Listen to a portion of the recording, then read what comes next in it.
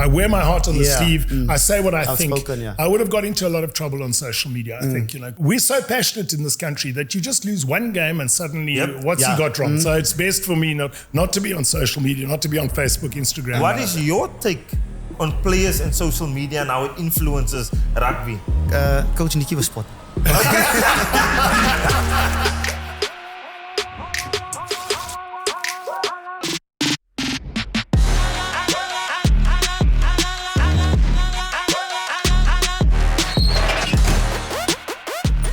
Tin, tin, tin, it's the final countdown. Hey Ruckers, welcome back to your number one rugby podcast. This is episode 96 in the building, okay? We lock and loaded, okay? Once in the building, you know what time it is, okay? It's Behind the Ruck time, but also you know Behind the Ruck is supported by Super Sport Bet, the one and only that keeps the lights on. I'm your main man, your big man, your Juan de Jong in the house. Next to me, I'm your round guy, your short guy, roly-poly. Yes, that's Rudy Page in the house. Let's get going for a massive episode. Big deal. They're not ready. Seatbelt time. Let's get going. Yeah, partner, you good? Huh? Very good. Look, had a fantastic weekend. Yeah, you busy, huh? Up and around in Stellenbosch, my place a little bit. It was pouring with rain. Yes? It was pouring with rain. Look, the past weekend, obviously, Ruckers, I'm studying at Stadio Higher Education. Yes, so higher. Higher education. So I wrote two online test party that I passed. Yeah, I don't know why I feel so proud of myself for passing finally. 96%, man. Come on, okay, Ruckers. So it looks like hopefully this time I'm gonna druk deur. Yeah, Ruckers. Okay, Olympics photo finish. I want my partner photo finish. But really good weekend. Yeah. Look, I love winter and I like that winter's moving, so I can wear my hoodies and I can spend time with soup in the house. How was yours, That's why roly-poly is nice in the winter. It keeps that little bit of an extra blanket. I was a seatbelt. So seatbelt. Yeah, no, weekend was good. I was a bit in Hermanus, a beetje onrustigheid. I was a beetje rust. Okay. Yeah, which was nice. I mean, family time, especially Mother's Day and all the mothers out there. Hope you had some fun, eh? The female, and we got female Ruckers as well. Yes, so happy Mother's Day to all the females. Belated Mother's Day. But yeah, it was some good fun family time as well and getting ready for action, eh? Massive action. And I want to congratulate you. I know you are part of the Boland. Yeah. I don't know what English word to use it. Organization, brand. Brand. Congrats to the Boland. It's close to our heart. So you guys qualifying for Currie Cup Rugby, that is phenomenal. 100%. Yeah. But Ruckers, what to expect on episode 96? Big deal. I want you guys to now take a comfortable situation because whether it's the morning, the afternoon, evening, whenever you are watching, whether you are sitting currently in Doha, Auckland, or in Spain watching your number one rugby podcast, this is a big episode. Today we got Nick Mallett in studio, okay? We will have absolute fun with Nick. Get to know Nick Mallett a little bit better. Say your say with your chest. Okay? Yeah. Nick Mallett, Bounce Player of the Week, followed after Nick Mallett's interview, and then we say goodbye. Guys, make sure that you don't do anything now. Put your phone on flight mode. Make sure the kids are in bed. Don't get disturbed because what is going to follow next will be life-changing. Don't miss a second. Did you say Nick Mallett is... Ek kan nie glo nie. Jy moet dit glo. Op Behind the Ruck? Op your number one rugby Let's podcast. Let's get there. Okay, up next, Nick Mallett. Ruckers, this is extremely special. The short guy, he is known, our guest today is known for being bold and being really honest. Today we got rugby royalty. There we go. Nick Mallett, welcome to Behind the Ruck. Thank you very much. Thanks for inviting me. I'm very honored to be here, I can tell you. No, we're super excited. Ever since we got the green light, we were super excited. How's things with you? Obviously, you're not on social media and stuff. No, I don't. What are you keeping yourself busy with? It's just... obviously, the rugby, I'm still involved a little bit there. The Super Sport called me up when Jean can't go.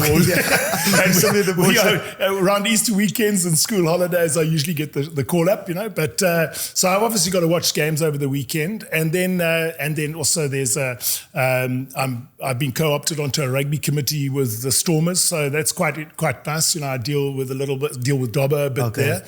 And otherwise pretty relaxed. No coaching. What is it? Yeah. Pundit. What do you call it these days? It's a pundit. Punditry Yeah, or which pundit. basically means you give your opinion and then people can accept it or don't like it. So Nick, you are used to starting fights at a braai. I certainly am. I think I started one with Rusty. Remember, I said something on television, I think I said he must stop having a go at the refs because it's going to Or the social media thing as well. social media. Yeah. And then he had a go at me, but I'm so pleased. I've just done a podcast with him, and the nice thing about that was, we're back to the same relationship we had when I was coach and he was captain, and he was a player rather. And we get on really well. So it's a pity. You don't want to have a fight with someone you respect like that. 100%, especially when it was in your ear and playing for you as well. But when it comes to this punditry and you're doing a lot of podcasts and stuff like that, what is your approach? Is it just being honest and say what you say, or is it just about protecting a little bit of I don't really think it works if you try and protect something. You're in there for your opinion. People ask you to come and give an opinion on whatever the subject might be. It's the nice thing about podcasts. People don't like it; they can turn it off. If they find it interesting, don't turn this off. if they're interested in your opinion, or they might not even agree with it, but it is an opinion, they can listen to it and then share it with their mates or whatever. And I think it's a lovely way to get in touch with the public. It's being on television, which I've been over the last 12 years, it's incredible. You go to the airport, and guys will bump into you. Nick, and I've never met the guy, but he says, Nick, I really enjoyed the show. What do you think about the Bulls on Saturday? And what's great is the enthusiasm of South African supporters. They just love the game. And if they like what you've said, they come and talk to you. If they don't like what you said, then they just walk past you. Lots more people walk past, I think. And did you ever think you'll be so good at this? At punditry and having rugby debates? Being a coach helps a lot because you're dealing with a different variety of players. So you've got to know what a centre does, what a scrum half does, what a number 8 does to make your job easier. The front 5 have got to be good to make my job easier as a number 8. And so you've got to, when you're coaching, you understand every role. And so that helps as a pundit, I think. You're looking at you look at the strategy, the way that the team is preparing itself to beat. Because you can play, say, for example, you've got the Bulls and the Stormers. Stormers will play perhaps a more backline, loose forward, phase play, possession-based game, and the Bulls will go set piece to set piece. And it's nice. You can't say one's wrong or one's right. What you have to do is win. So it's the side that wins has made the best of what they've got. And I just like putting that across to the people. And it is a complicated game, John. The laws change. They change every. Every couple of years, there's a new law coming in, and you're allowed to mark the ball, or you can't tackle the guy in the air, or you're coming in from the side, you've got to release the ball. And a lot of people who are starting to watch rugby get confused by those laws. So that's another thing. It's good to be able to explain those to the public out there. And you get an enjoyment out of it. Because when we do our podcast afterwards, we got that feel of joy in our tummy. It's a nervous type of exciting energy. It is. I never think about talking to people out there. I'm thinking about talking to you. So I always think the best way is if you can turn the conversation into a conversation between the three of us, or if I'm sitting there with Shimmy and Skulk, then we have or Jean or John Smith or Victor Brady, we'll just have a rugby chat. And what I think works is if the people who are watching look and see how engaged you are and how much enjoyment you're getting out of chatting to those people, and then that goes across to through the television to the people. And I mean, clearly, you guys have a ball. I love watching you. Trying to. Sometimes it irritates me more. Nick, don't give me compliments too early. I need a helmet for my head. But Nick, for you as well, do you take is it preparation for you, or is it just like what time are we on, guys, or how do you analyze the game as well when you look at like games like the Stormers versus the Bulls or whatever it is? You look at certain aspects, or what I try and do is I read a lot, so I'll go through as many of the rugby sites as possible, so to try and find out what the coaches have been talking about. Then I'll have watched obviously all the games that they played, especially the South African team. So I've got pretty aware. A couple of years ago, the Stormers dominated the scrums. You had people like Kitsoff and Molherbe. They'd win 4 or 5 penalties a game. And, unfortunately, Kitsi had the neck injury. France is battling a little bit with his back at the moment. So suddenly this weekend we saw Sazi playing, Vern playing, and they did really well. But going in against Wilco Low, and suddenly now it's going to be a big test for them. So all those things, it's nice to be able to put that across to the public to say, when the Stormers start with the Springbok front row, you got Dwebe in there as a Springbok as well. You would expect them to dominate and to win, but now. Going in, if they had to play against Ox and Share from the Sharks, or they have to go and play Wilco, it's going to be tough for them. And so therefore they have to really manage the set piece and make sure that they get quality ball for the back line, but perhaps not win penalties and use the scrum as a weapon to get exits and to get 3 points. You gotta know your stuff, eh? You're a captain. You definitely know. It's not pull up there and we talk out of not something, okay? We know what you're talking about. Is it commentating as well, or just? No, I've done it a couple of times commentating. Technical, I just enjoyed technical. it, but it's just I'm really. You've got. 5 minutes at half time, and there are 3 of you. So everyone's got about a minute and a half. So you've just got a little punchy line, something. Usually, I was on the refereeing committee and I was on the laws committee for World Rugby. So there were 2 committees that they seconded me onto. And so I understand the difficulties of reffing. And I also understand how complicated the laws are. So I try and find something in a game. If there's a yellow card, try and explain it, agree or disagree.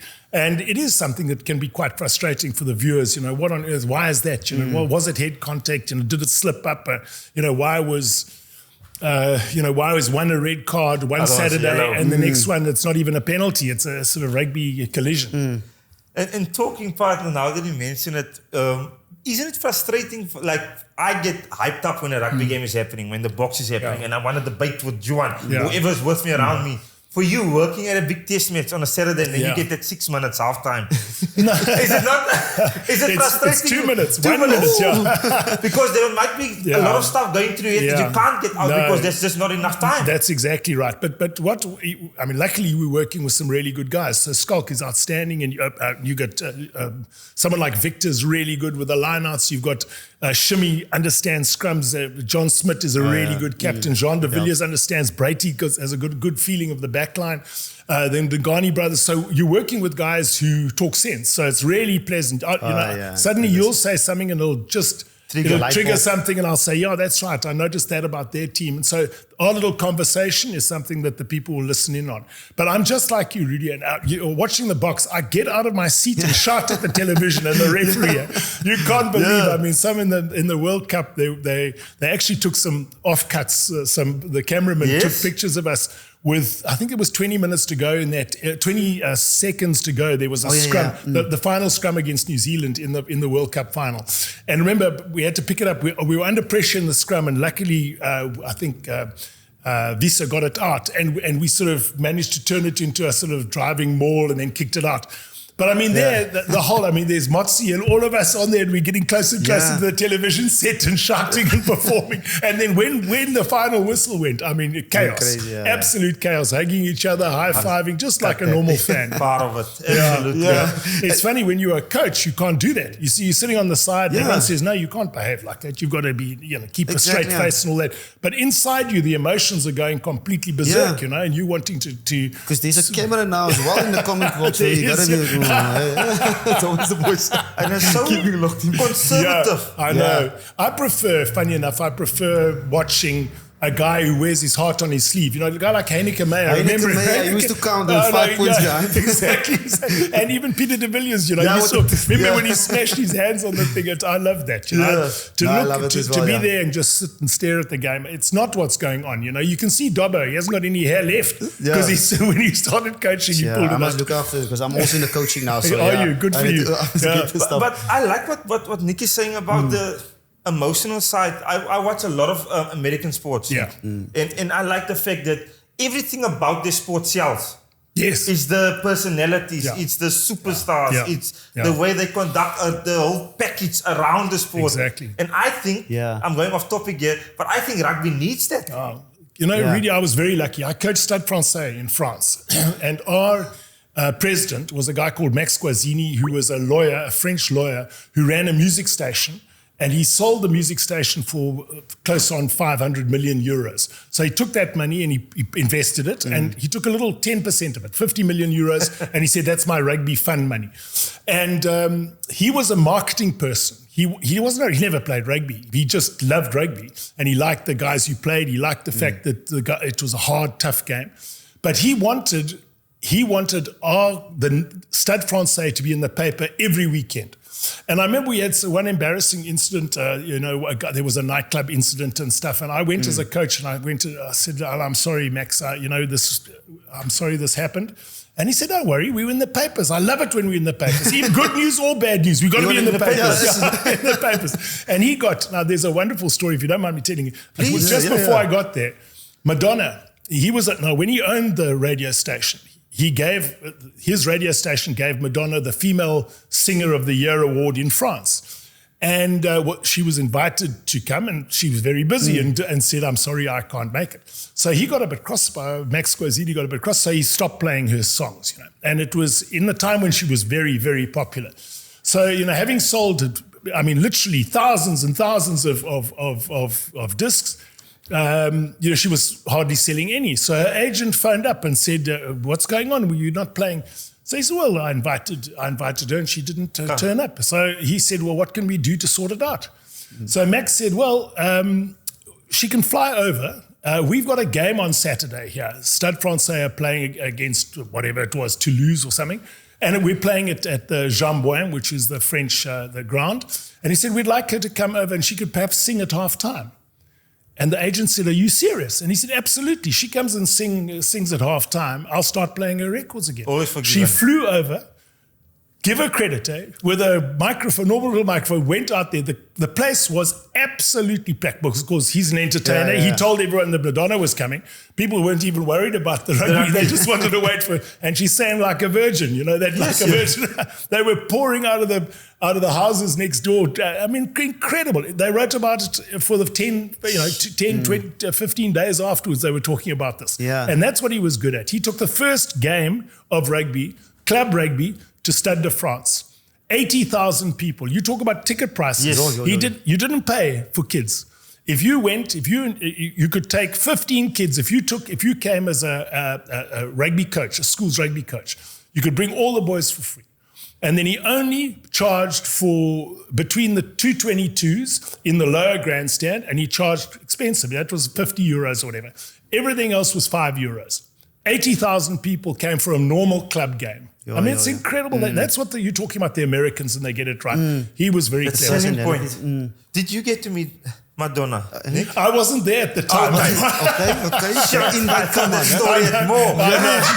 The legend himself. Yeah. And you guys speak about personalities in rugby. You got guys like Henry Pollock now that's out there a little bit. Yeah. But you coach in the old era and the modern era. The differences now with social media, getting into it, and what's your thoughts? Jean, I was very lucky. I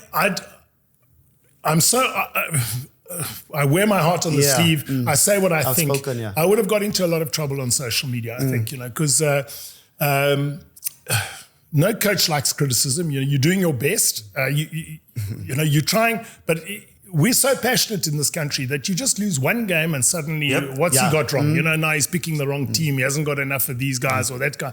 And so every single person has an opinion about the national team, the Springboks. And that was a huge lesson for me. I was very fortunate. We went on that run of winning. And so I wasn't getting criticism. So for a year and a half, I thought, why did I complain about this job? This is the easy job.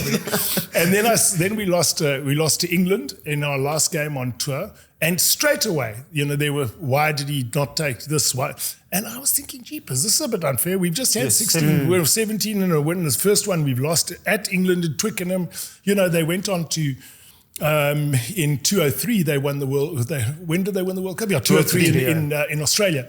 And this was in 98, I think we lost that game. So they were developing a decent team. But as Rassie understands, the South African public wants you to win. Now, if people were on social media signing their name rugby enthusiast or something and then shouting at me about things, I would struggle, Yeah. So it's best for me not to be on social media, not to be on Facebook, Instagram, none of that. But from a coach point of view, I mean, there's a lot of like social media stuff.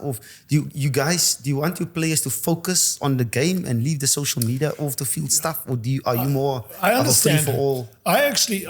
I think Rusty's got it spot on, because what he does is he said, I'll judge you on what you do on the field. Yes. So you and that includes practices. So you come to our practice, you concentrate, you arrive on time, you give us 100% of your concentration during practice, and then you go back to the hotel and you can go onto social media. That's not my business. That's your business. But he said, you let me down either at practice or you let me down on the field in the test match. Then I'm afraid, that's going to be your problem. But I've never had to handle players who are on social media all the time. Yeah, so back in the day. There was nothing. Yeah, I stopped. I mean, Nokia even with 3310. exactly. I think my last coaching job was with Italy, and it was just starting to come through. I remember people like Sergio Parise had an account, and he was followed. He was an outstanding rugby player and a really nice guy. So it was starting then. But and I know that.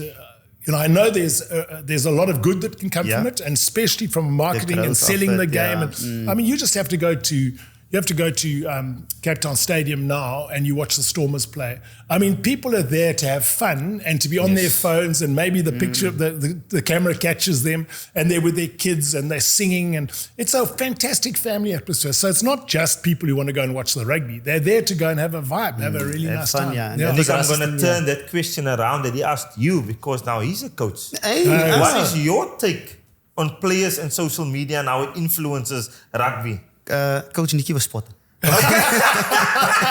John, You were spot on? you picked on Saturday. Yes, you were spot on. Because Rassi said, let the main thing stay the main thing between the 80 minutes. Exactly. Yeah, Nick, for you, rugby in South Africa, if you look at the schoolboy rugby, it's almost like a professional setup when it comes to schoolboy rugby. And us moving forward, where are we? Are we looking? I think we are incredibly lucky in this country with the quality of players that we produce year in and year out. I mean, you just have to. I mean, even at the Craven Week, you just see there are locks there of 2 meters tall and backline players who can step and pace, and we've got size, we've got skill. So we've got this factory of young players coming through, and the difficulty is that every single year we have an under-19 team with star players. But the next year, they also star players in the under-19 team, and they've gone to under-20 and under-21. And suddenly, when you wanted to play, you played SA School Centre, and suddenly SA School Scrum Half. But now there are 10 SA School Scrum Halves competing in the line, waiting for you to, and you've got to sometimes wait to get into their position. So the competition is really, really hard. And I can understand players saying to themselves, let's have a look and see where I am in the list, especially when you get to 24, 25. You start saying, okay, I'm playing in the Stormers. Rassi hasn't looked at me. I've got an offer to go to a club in France or go to Japan, and I can make some cash. So you've got to weigh up the financial importance of making money when you are good at playing the sport, and your loyalty to your country and wanting to play for your country. I think also that South Africa's got it right now, because we're not in a situation where the rand is very strong. So we're competing against stronger currencies all the time. So Rassi's saying, go to Japan, go to France. As long as you can be released for the test windows, let them pay your annual salary. Yeah, I think we save close to 300 million rand by other countries paying for our top players. For our top players, yeah. But then the other question is the players in France, they're connecting. I mean, you got like your nines and the things. If you look at Dupont playing with his flyer. Exactly. And even at Bègle Bordeaux, those two. Jalibert and Luca. back wingers, Louis Beliberi, exactly. Pino. Is that maybe something that's going to haunt us in a couple of years? I think it could. There's no doubt that the longer you play with a player, the better you understand him. You understand his body language, especially a backline player. You see the way he moves and whether he's going to pass, whether he's going to step. Do I need to clean now?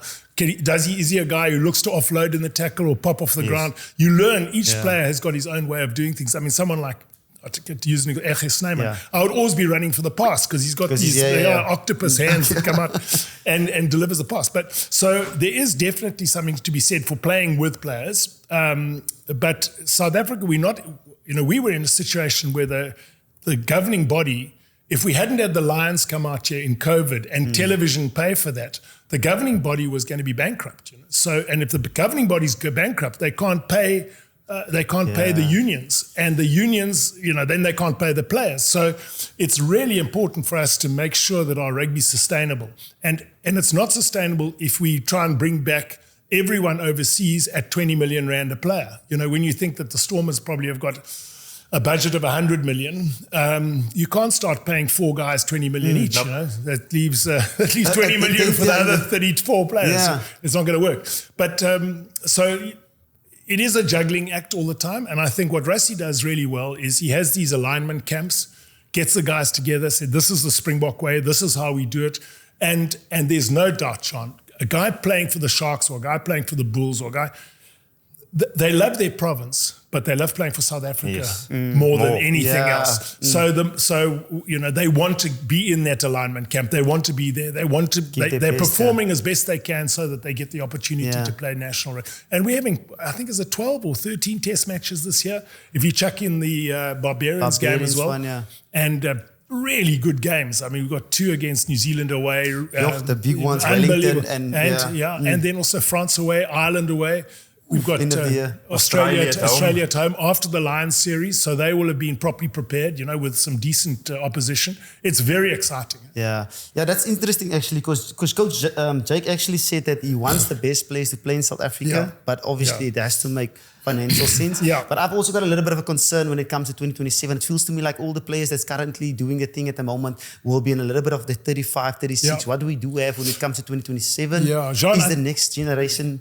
I think the next generation is good enough. If you think about, I think Rassie took between 80 and 90 people to his alliance. So that means every single position have got 6 guys in each position. So Loosehead, he'll say, okay, my number 1 is Ox. My number 2 is Steenekamp. My number 3 is Wessels. My number 4 will be maybe Tom. I'm just taking it. I might be completely wrong. But he'll have all the way down to a guy of 23, 24 as the next Oxen chair coming through.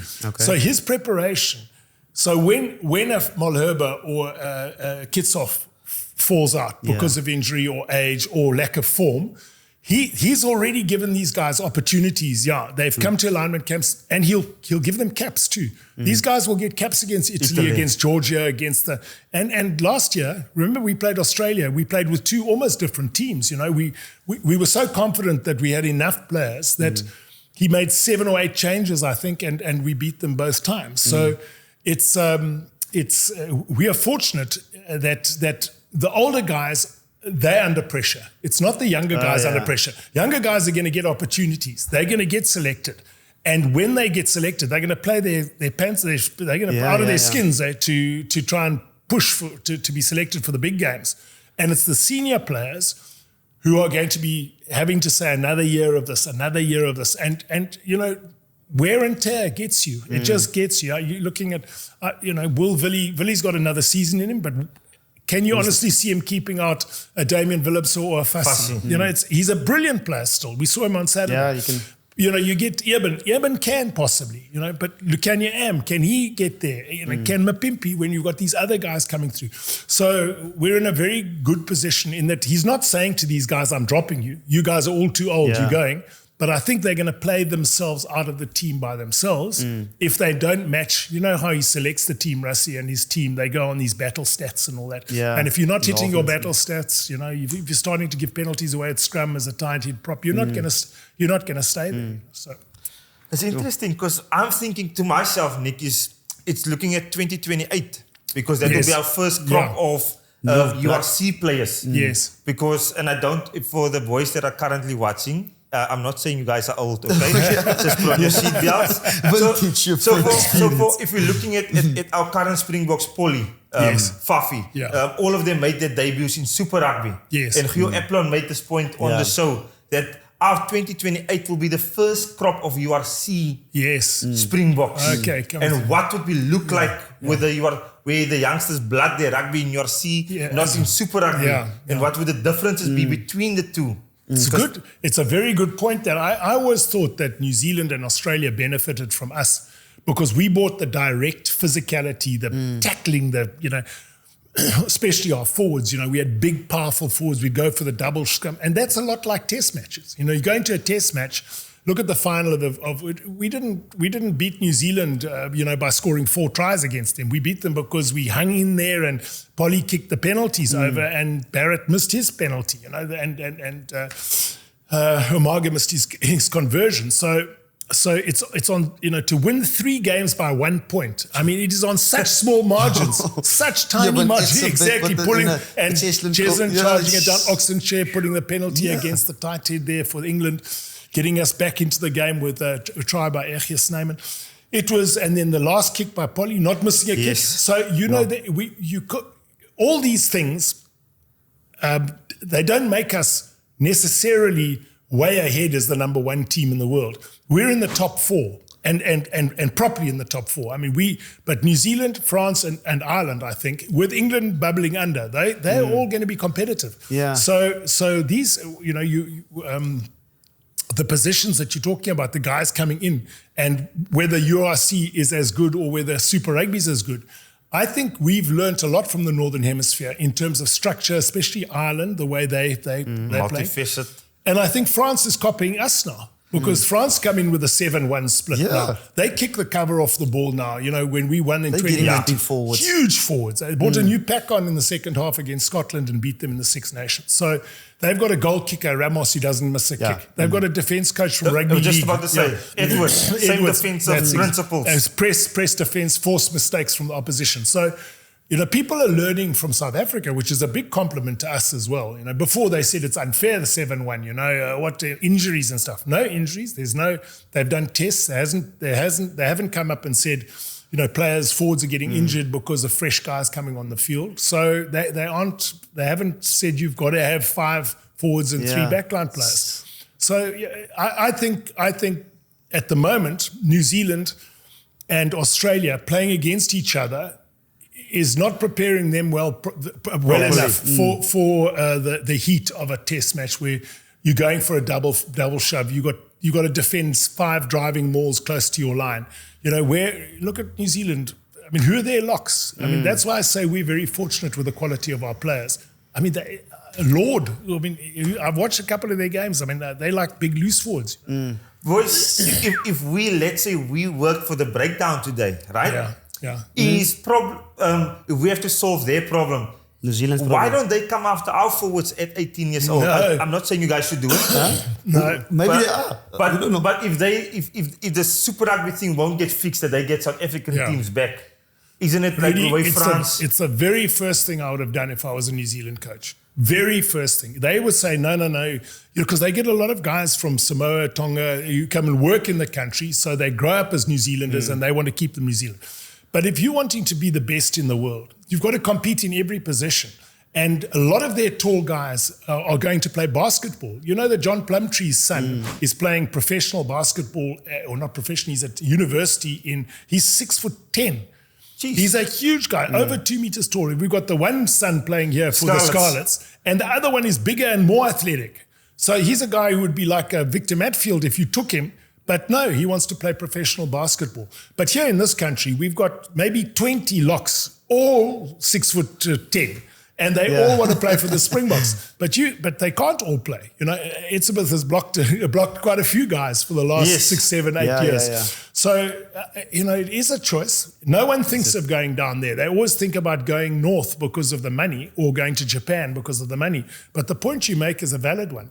Someone like, Schickerling, for example, what a good rugby player he is now. He's going to have to fight his way to get into the Springbok side.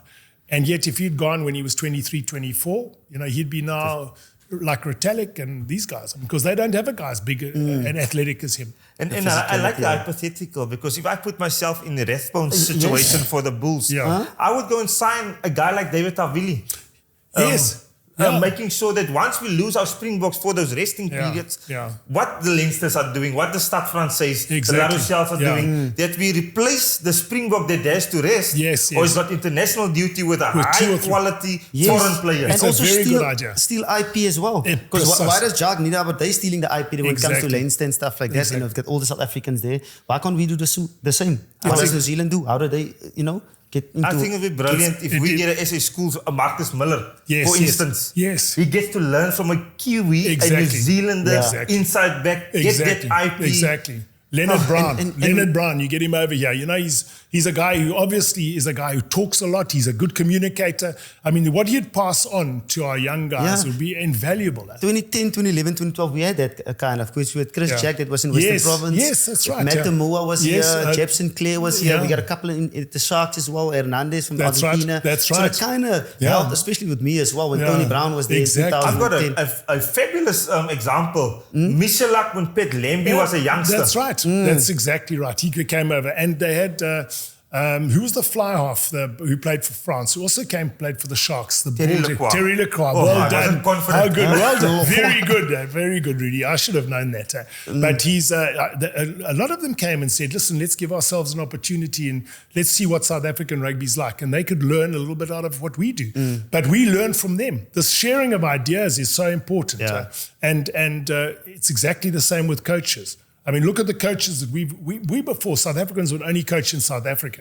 Now you've got Ackerman, has gone over to coach Gloucester, and he's gone to Japan. You've got Baron van Graan doing a brilliant job with Bath. It's good. Franco Smith with Glasgow Warriors winning the competition last year.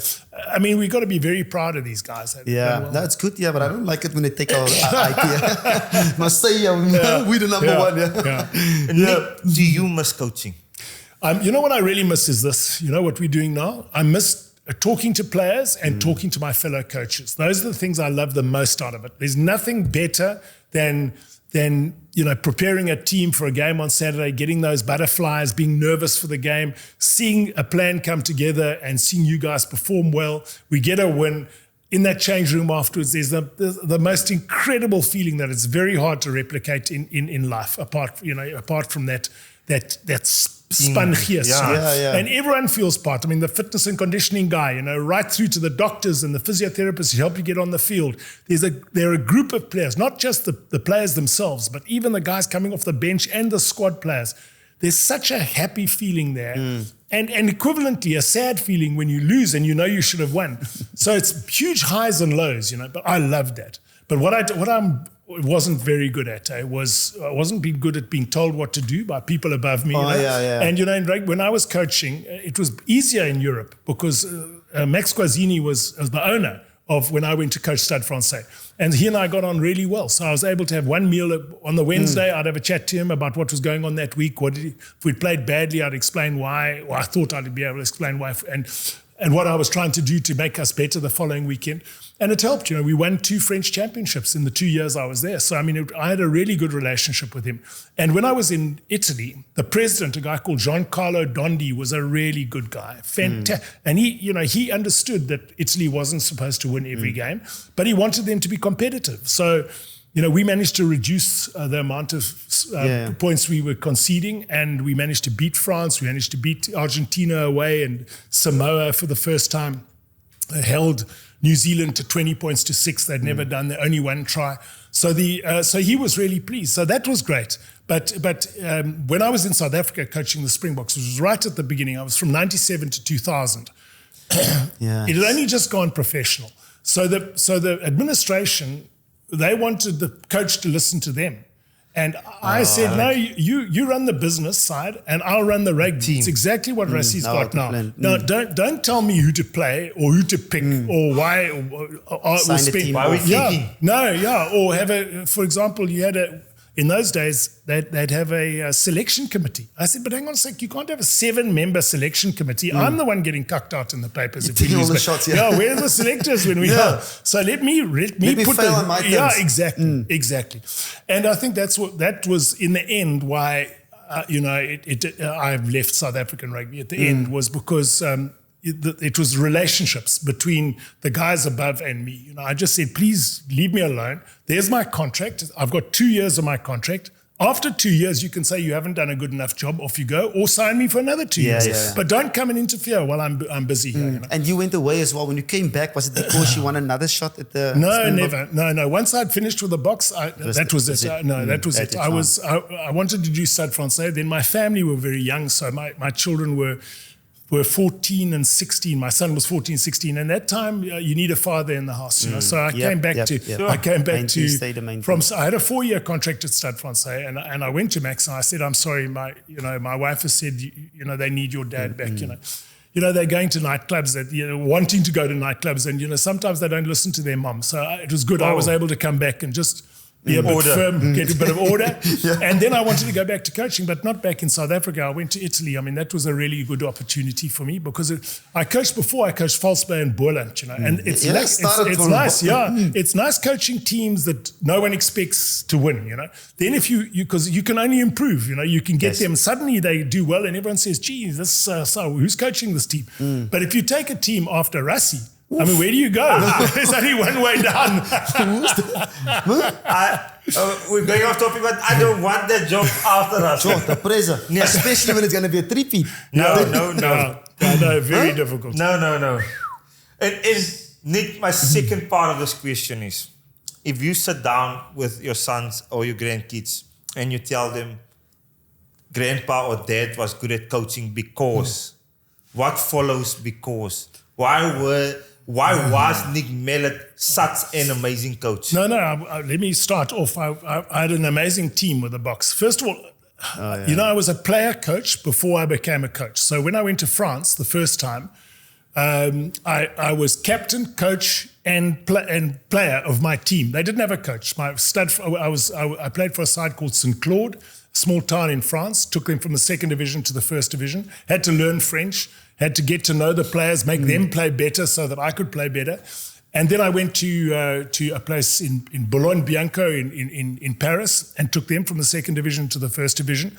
And people, I thought, well, it's maybe because you're on the field all the time, you're talking to them all the time, and you're able to play at that level. I was able to still play good rugby at 35, 36. And when I came back to South Africa, obviously you don't want to play then. I started coaching Valsplay and I realized that I could still have the same effect as a coach on a player. I wasn't on the field playing myself, but the guys would listen and I had a big advantage because I'd been in Europe for 10 years and I'd learned a hell of a lot from French coaches. Australia had come on tour, New Zealand had come on tour.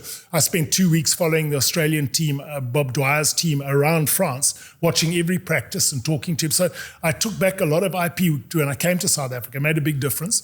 And then the problem was I got the Springbok job very young. I was only 40 years old. I turned 41. In fact, I was appointed in August and my birthday is in October. So I was 40. That's very young, And so some of the players were 32, 33. So they're only 7 years difference. It's not easy.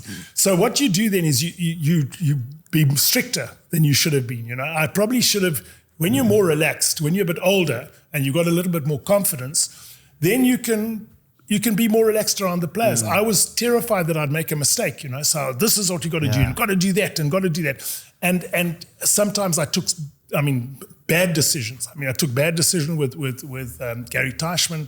I took a bad decision when I put Khafi and Huslan to play their first test match against New Zealand away. I didn't have anyone else, but I wanted to compare them against Smiley and we had who do we have? Yanni Dubier, I think, was at lock, and so I gave them an opportunity, but it was just it was just too difficult for them to step up to that level.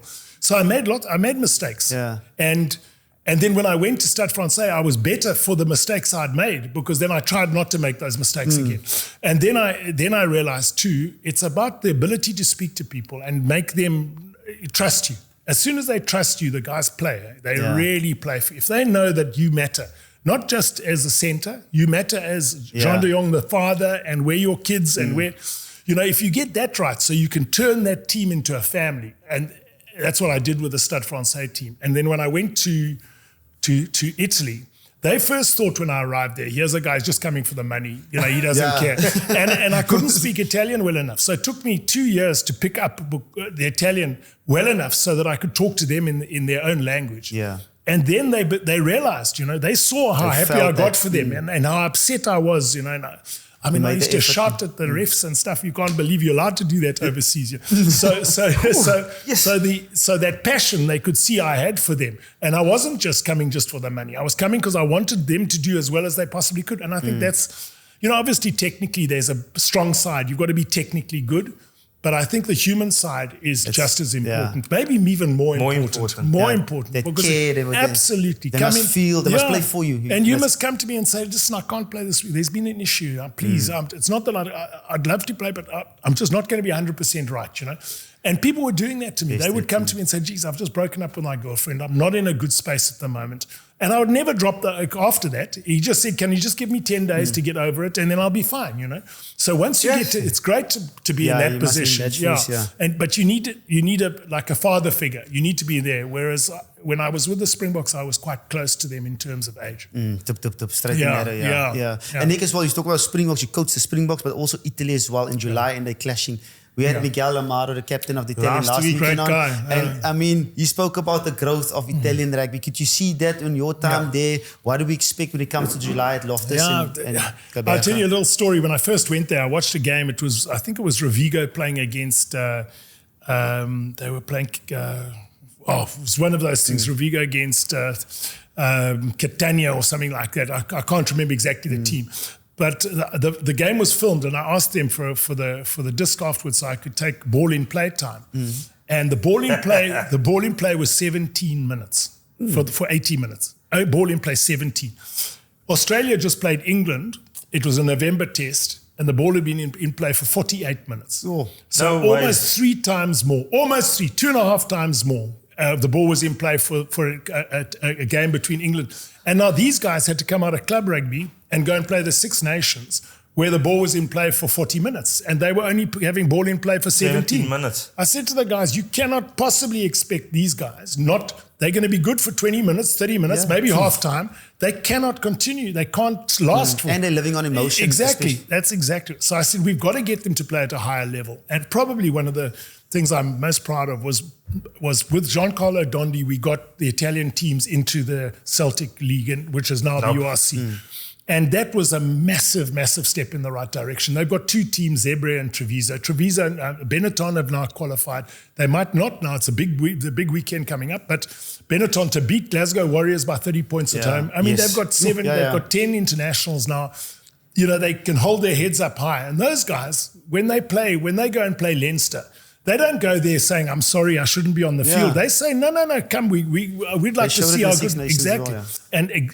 So I think they're going to come to South Africa. They're going to say, we're playing the world champions. It's up to us to show what we can do. I mean, they might be bigger, stronger, better, but we've got our strengths as well. Menencello, Brex are fantastic centers. They are brilliant centers. They've got, the winger, what is his name? Capuzzo. I mean, that guy's he's like a little Cheslin Colby. On the other side, And then their pack is good. They don't go back in the scrums. They're competitive in the lineouts. Their defensive systems are good. They've really taken big strides. So I think it's going to be, it's going to be a good, we will obviously expect to win both games. But depends what we're going to do. Are we going to go with a mixed chances? team? Yeah, I think that's one thing I don't think Rassie does. He says what he does gives opportunities. I suppose chances and opportunities, same thing. But you actually say to a guy, you're going to play against Italy. But remember, there's a long fall. If you play badly against Italy, I can't even consider you. I want to see it. Yeah. So, suddenly we're playing New Zealand. If you fail against Italy, then you're not going to be successful against Australia or New Zealand or against Ireland away or France. So the pressure goes onto the players he puts in there. And that's wonderful. I think inter-squad pressure is really good. Yeah. So that that there's the guy. The big thing when the New Zealanders were the strongest was they were worried more about the guy who was behind them in the pecking order than they were about who they were playing on Saturday. Against. And we've got that situation now in South Africa. Boys, then for me the interesting thing looking at 2027 is what style of rugby will our current Springboks play?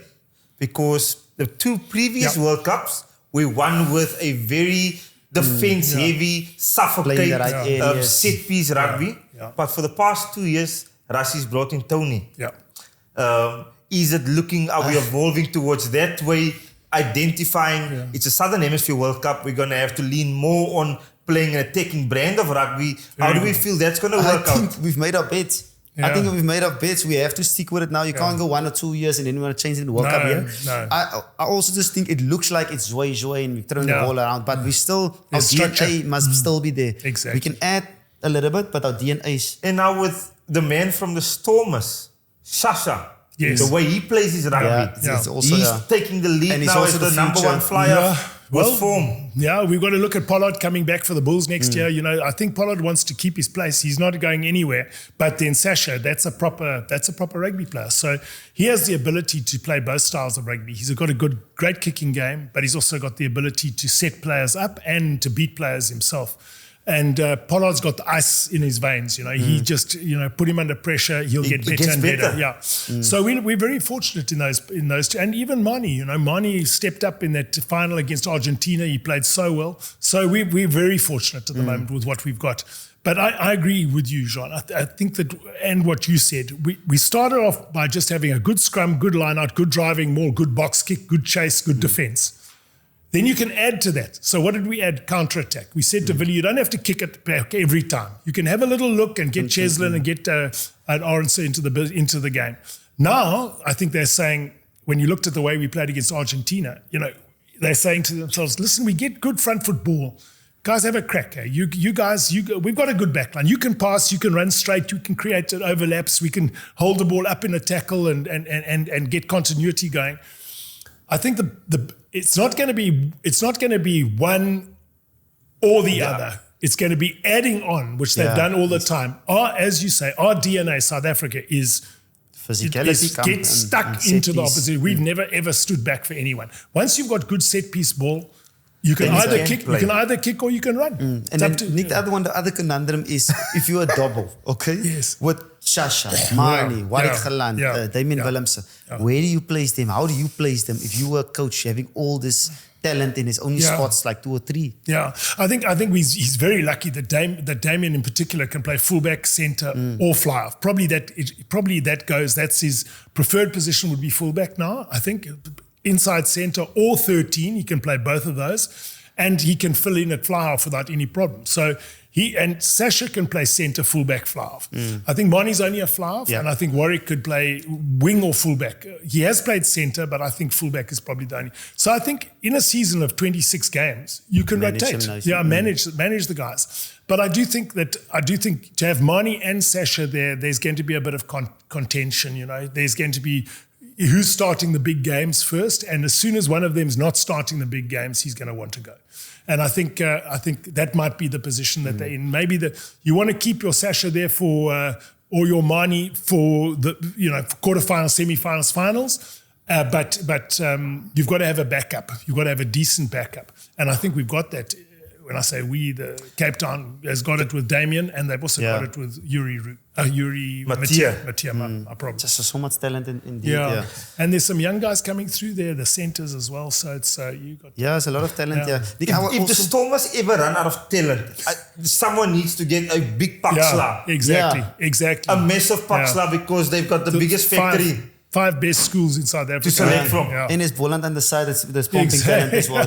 Western Cape are blessed. We really are. Nick, I also want to ask you about Investing Champions Cup. How do we treat it? Because it feels to me like we treat it like a B competition. The Frenchies are like, we don't want them in the competition. Where should we go?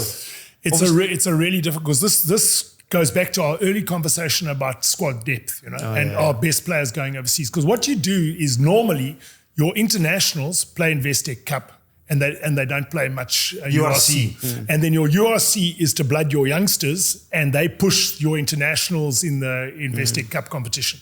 But what we're doing is we don't have 10 internationals in every single franchise. So suddenly, the URC, we're not doing so well. Take the Stormers, for example. They didn't start well. They lost to Toulon in Port Elizabeth. Now suddenly you've got to take a look at your season and say we must qualify. You know, the guys don't want guys want to see the Stormers win. So perhaps we must concentrate on the URC. So then you win your home. Listen, they beat Sale 40 odd points. They played really well. And then but the away games they didn't put their sort of number one team against Harlequins and even against Stade Francais. So it is a complication, but the Bulls did the same as the Sharks.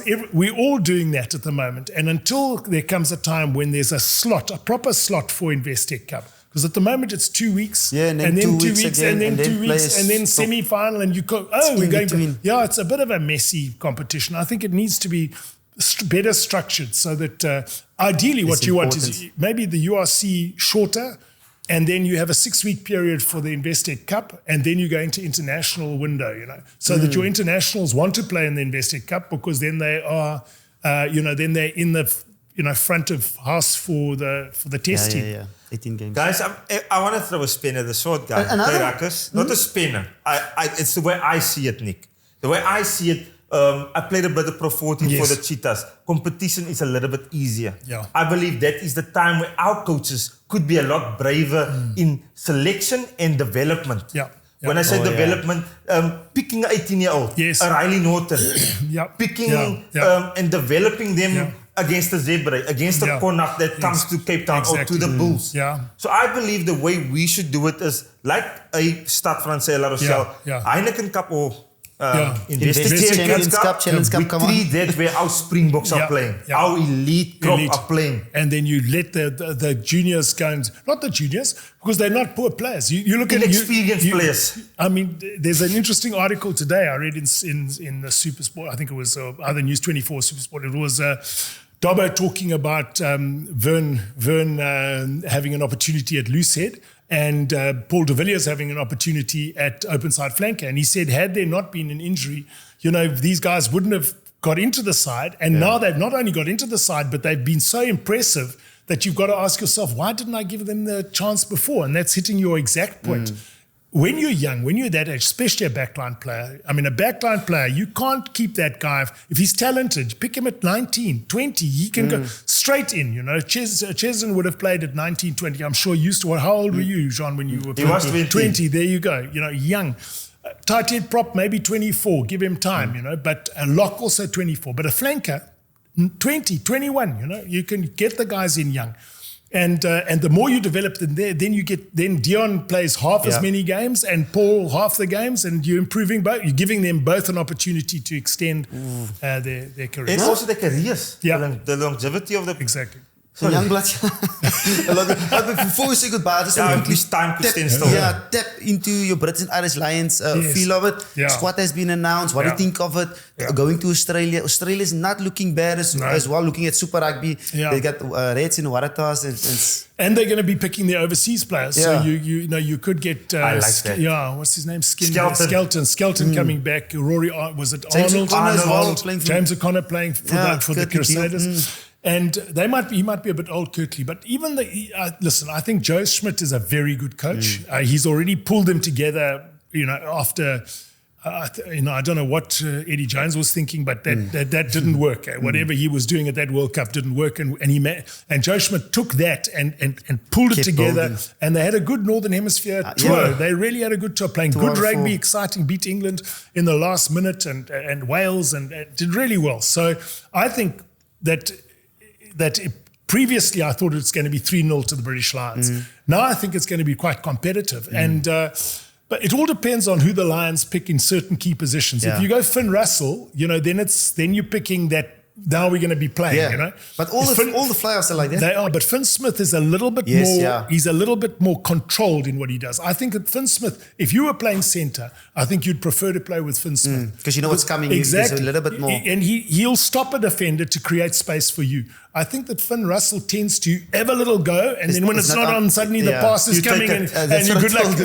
And good luck, and then you never know under when pressure. Marcus Smith is pretty much the same as well. Similar, exactly. But now Finn Smith is a bit young, he's inexperienced. But you look how he played in that game against Leinster, and look how he played against the Bulls. The Bulls, he's come through with experience. You get certain players at 22. He's 22 years old. He doesn't miss a kick he missed one kick at Pulse.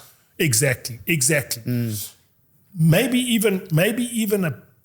I don't want to be rude to Pollard, but Finn Smith has got a feel for the players around him. So he gets. I mean. Got to the advantage line, you can challenge him a bit. Yeah. So say you're doing that move where you do like the centers, outside centre coming short, other guy drifts and you got a blindside wing out the back, you know. Freeman, he'll pick the right one. He'll be running, looking at the defenders, working out who's stopped on who. Okay, that stopped on the guy coming short. He's chased the guy. Okay, it's Freeman in the gap, and he'll choose the right option. But if you're looking for yourself, you can't see those options outside. But our time, Ruckers, is almost up. But I have to ask Nick Mallett this question. So before they made it, the Lions made their team selection, I would have gone with the Lions 3-0. He's gone with Australia to beat the Lions 2-1. 2-1. Yeah. I'm kind of changing my mind, Nick, towards him. My reasons for it is, Australia doesn't do well in set piece, right? Yeah. Consistently against the Springboks, set piece, they struggle. Yeah. But the Lions has gone and picked a side that tells me they're not going to go with a set piece rugby. They've got to lose forwards that play to the ball, that play a fast game. Their locks is Gilchrist, Itoje, movement. Ryan. Yes, the same. Exactly. So I believe the set piece is not going to be that strong. No. If you look at the loose set props, look at Porter, you look at Pierce Kuman. I love Pierre. But they're not the best scrummaging. They're not going to win penalties from scrums. It's not a weapon. Tight head. Ferguson, maybe the English guy. With me now, huh? Yeah. But do you believe when I say in the past, Lions rugby were based on this powerful set piece rugby. Go back to the times they've won. Johnson Locke, they went over, when he came here in 97 and won. Willie John McBride came, he won it, but also a lock forward. Paul O'Connell, they picked him. Now they've got a Toji. They like going with locks, but then you've got to play that dominant forward type style game, because if you play a running game against Australia, you're going to play into Australia's hands. They are good at running. That's like New Zealand play every weekend. So I'll be very interested to see. And because Farrell coaches Ireland, he's going to want to play this phase play rugby that Irish play. So you're right, there's going to be mobility and movement, and I think there are going to be opportunities for Australia. 2-1. Not sure which way. Not sure which way. Yeah, because I was very confident because Brits and Irish Lions, everyone expecting Australia not to win. That backs against the wall. We saw what the Saints did against Leinster, backs against the wall. I mean, Wales are not firing. They've got two players there, but they're not part of it. I think England and Scotland is like, you don't know what's coming. You never know what's coming. Then you get Ireland that struggled a bit in the Six Nations. Yeah, they did. So even though it looks like Brits and Irish Lions, they kind of doesn't look too convincing for me. And even with the players that King, Blake King was injured at the moment. Yeah, Blake Jensen is injured at the moment. Sione Tupelotu just came back. He's good player. But he just got back now. He hasn't played that much. So there's still cracks there. So that's why I'm sticking with the other crack that I want to allude to is 9-10 combination. None of them really have been on it except for obviously Marcus Smith, Jameson Gibson Park. Exactly. Mitchell. Yeah, Finn Russell was here last time. But he was cross. He didn't get picked. Yeah, he played the last one. Exactly. So all three scrum halves first Lions tour. Yeah. So that is interesting. I think they'll go, if they go with Finn Russell, then they'll play. Interesting, because I think that Mitchell's a very good player. Yeah, I like him as well. But Mitchell and Finn Smith work so well together. And if they play Freeman, then they go Mitchell. Then you've got three Northampton guys there who understand each other. And then you can fill in the other positions. You know, James Lowe or Van der Merwe. I don't know who you're going to play. It's exciting. Still quickly. But then Jameson Gibson Park makes Irish way of play He does. Speed of delivery. But now you got the England captain.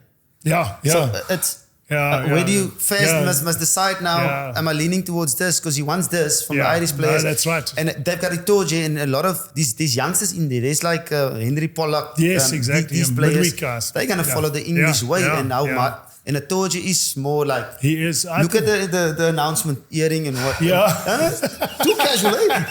It's the new generation, Juan.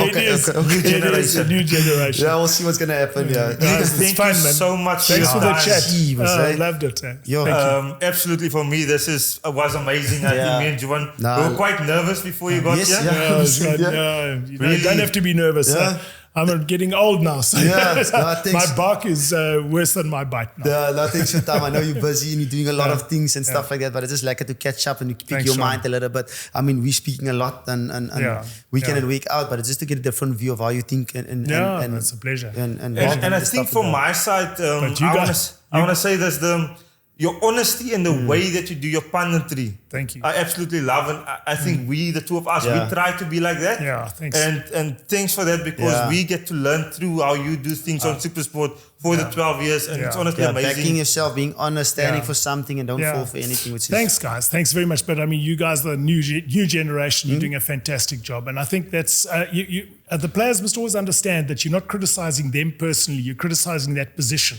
So if the guy's playing 9, this is what he should do if he's playing 9. It's not because you don't like the guy. It's just he's not doing what that 9 should do in that position. So you try and make it as not personal, but be as honest as you can with the public. No, happy days, yeah. Good. No, thanks, Nick. Thanks, Appreciate Sean. it. Yeah. Thanks very Hey much. guys, that's Nick Mallett. Basic, powerful.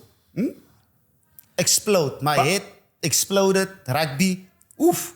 Partner, Ruckers, and I shouldn't probably say this, my partner won't be happy once we press stop on the recording. I think I just had a rugby orgasm. Hey. We cut that. We cut that. No, That was an really. incredible conversation, man. It was lekker to tap on. So we stopped behind the ruck. That was so powerful. It was absolutely amazing, Boyki, just to get him to see what he's like outside of his own comfort zone, talk about his life. It's absolutely brilliant. And this is why, if you have not subscribed, if you have not shared yet, One job. Okay, you got one job. We do our part, you guys do your part. Kanala. Okay. S'il vous plaît. Please. Dankie. Amper sê, ek ken nie die in Japanees nie. Ek wil nog sê, doi tassie maar stay my house, you're welcome. So, Okay. please, Put it in there. Okay. smash subscribe button, everything, No, okay? incredible. Yeah. But before we sign off, okay, let's play the bounce, okay? Guys, this is made just for you by Brightrock, the associate sponsor of the Vodacom Bulls and the DHL Stormers. And the W's are rolling in. Guys, my bounce player of the week goes to the Iniesta of rugby again, is it? okay? Okay. He was back R2. with his left foot, but he was scintillating, putting people into space, creating tries all over Loftus, none other than Billy Leroux. Strandhond in the building, huh? Vodacom Bulls bounce player of the week goes to Pajaiva. NASA putting guys into space again, huh? That's a good one. Yes. Well done, okay. Boykie. Excellent. And bounce player for the DHL Storm is the one and only, okay? It could have been anyone. You know, Paul de Villiers, could have been Marcel Tennyson. Brilliant game at all of us. But my bounce player of the week is Brock Harris. Unbelievable. Lekker Brock, Yeah, man. Brocky indeed. Great career, Boykie. Calling it a day. I mean, it's a magical moment, you know, walking past. I mean, he's walking past 312 caps. You got 170 on the one side, Stormers, 142 on the other side. Special moments for him, but I mean, it's a special player indeed. What he's done for World Rugby, SA Rugby, Western Province Rugby, Stormers Rugby is incredible. And well done to a great career, Brocky Harris. Yeah. Lekker bounce players for bounce the week. player indeed, Congrats, yeah. guys. Yeah, that's fair. beautiful. No? This is an episode I'm going to watch on repeat. Yes. Copy and paste every word. What did he say? What did he say? Yes. Is it going to happen in the Lion series? Or what's going to happen with this? With the boxing 2028? Boom, boom. Boom, boom, boom, boom. Okay. Huh? Yeah, We'll check it out, fascinating. guys. So, as we're calling it today, make sure to like, share, and subscribe. It's one deal, okay? Do your Guys, thing. quickly, episode 100 is on the way. Exciting things are coming, okay? Do not miss any episode from now on till 100 and then till 200. I'm going to mail Lionel Messi. Okay. Okay. Big dreams indeed, guys. I'm Johan de Jong. I'm Rudy Pines. And the rack is clear. Bye-bye. See you next week, guys.